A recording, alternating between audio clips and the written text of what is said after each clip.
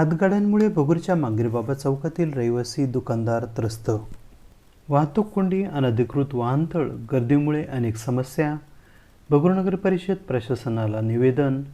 प्रशासनाकडून कारवाईकडे कानाडोळा. भगूरच्या मांगीरबाबा चौकात लागणाऱ्या खाद्यपदार्थांच्या हातगाड्यांमुळे या भागातील रहिवासी आणि दुकानदार त्रस्त झालेले आहेत. वाहतूक कोंडी, अनधिकृत वाहनतळ, सततची गर्दी, उकळते तेलामुळे, धुरामुळे, वायू प्रदूषण, तेलकट रस्त्यामुळे वाहन घसरून अपघात या सर्व समस्यांना स्थानिक नागरिकांना तोंड द्यावे लागत आहे.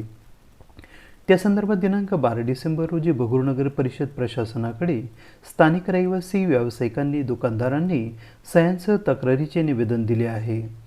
त्याला 8 दिवस उलटले तरी पालिका प्रशासन सदर हातगाड्यांवर कारवाई करण्यास टाळाटाळ केली जात असल्याचा आरोप केला जात आहे. भगूर नगर परिषद प्रशासनास देण्यात आलेल्या तक्रार अर्जात नमूद करण्यात आले आहे की मांगीरबाबा चौकात खाद्यपदार्थांचे गाडे मोठ्या संख्येने लागलेले असतात. हातगाड्यांवर येणाऱ्या ग्राहकांची वाहने रस्त्यातच पार्किंग केली जातात. होणाऱ्या गर्दीमुळे आणि गावातील 4 महत्त्वाचे रस्ते येथे एकत्र येत असल्याने रहदारीस अडथळा निर्माण होऊन वाहतूक कोंडी होते. अनधिकृत वाहनतळामुळे पायी चालणे, दुकानात, घरात ये-जा करणे अडचणीचे होत आहे. हातगाडी चालक व्यावसायिक गॅस सिलेंडरचा वापर न करता घरगुती गॅस सिलेंडर वापरतात. त्यामुळे दुर्घटना होऊ शकते. उकळत्या तेलाची दुर्गंधी, धूर सर्वत्र पसरतो.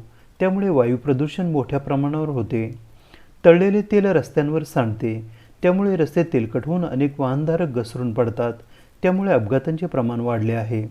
या सर्व समस्यांमुळे मांगीरबाबा चौकातील हातगाड्या हटवून परिसरातील रहिवाशांना, दुकानदारांना दिलासा द्यावा असेही निवेदनात नमूद करण्यात आले आहे.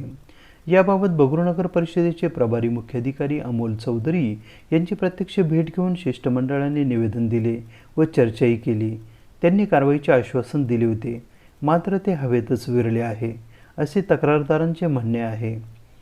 हरीश देशमुख, श्याम देशमुख, वेदांत देशमुख, अशोक लोहिया, बाळासाहेब लाहोटी, हर्षल देशमुख, यश देशमुख, प्रकाश सुराणा, गणेश निसाळ, प्रशांत लोहिया, जगदीश देशमुख आदींसह स्थानिक रहिवासी व दुकानदारांनी हातगाडी हटवण्याची मागणी केली आहे. एबी न्यूजसाठी प्रमोद रहाणे, भगूर, नाशिक.